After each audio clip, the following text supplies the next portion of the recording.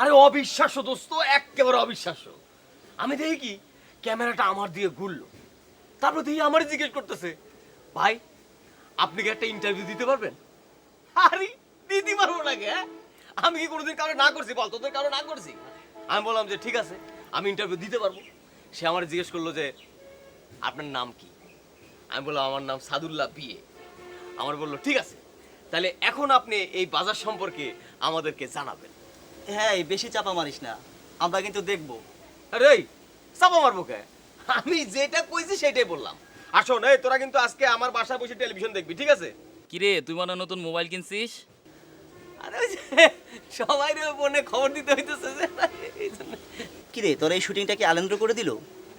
আলেন্দু না বেটা, ওটা তো একটা ফাউল বেটা। ও খামাখায় ভঙ্গি নিয়ে থাকে, আসলে কিন্তু ঘন্টা, বুঝছিস? ও দেখলে মনে হয় যে একেবারে অন্য কিছু, কি জানি একটা কিছু ফাউল। তোর পাড়ার ছেলেকে গাল দিচ্ছিস, সেটা কি ঠিক হচ্ছে? এই দেখ, সত্যি কথা বলতে আমি একদম ডরাই না। আমি সব সময় সত্যি কথা বলি, যেটা সত্যি আমি সেটাই বললাম। বাট একটা ফাউল। আর শোন, তুই মেজাজ টেজাজ খারাপ করিস না তো। আজকে একসঙ্গে বসে খাবো দাবো, তারপর বলছিস টেলিভিশন দেখবো, ঠিক আছে?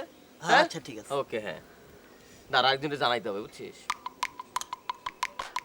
হ্যালো, হ্যাঁ আজকে ওই তোমার রাতের নিউজটা দেখবেন। খাবার বা কৃষি জমি কিনতে পারে না। অমিতাভের স্ত্রী পার্লামেন্টের উচ্চকক্ষ রাজ্যসভার সদস্য হয়, তার প্রভাব কি তিনি কাজে লাগিয়েছেন? আচ্ছা এই আদালত সাক্ষ্য ও বাজারের খবরটা কি আন্তর্জাতিক খবরে পড়ে না? একজন কৃষক হ্যাঁ? 1982 তাহলে এই যে সালে এইটার পরেই, যে সনদ দেওয়া হয়েছে, এটার পরেই হবে। তা আসলে ভুয়া।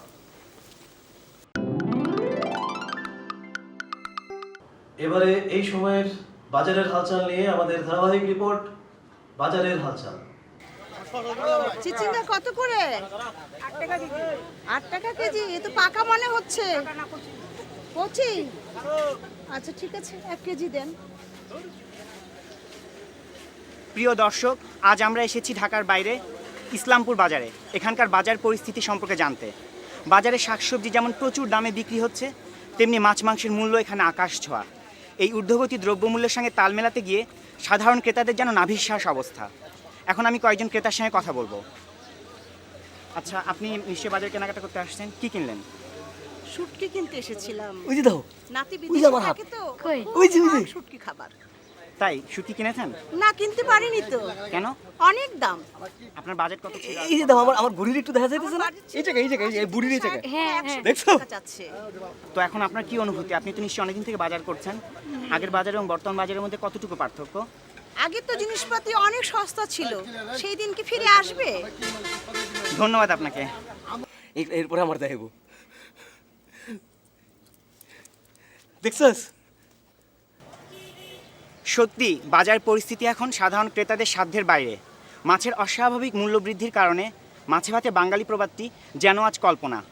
নিত্য প্রয়োজনীয় দ্রব্যমূল্যের ক্রমাগত বৃদ্ধিতে সাধারণ মানুষ আজ অসহায়। কামরুল হাসান পাভেল, চ্যানেল 24, ইসলামপুর বাজার।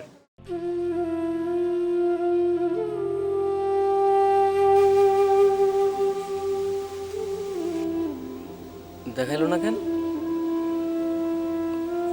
উনি তো বলছিল যে এই বাজারের সংবাদে আমার দেখাবো।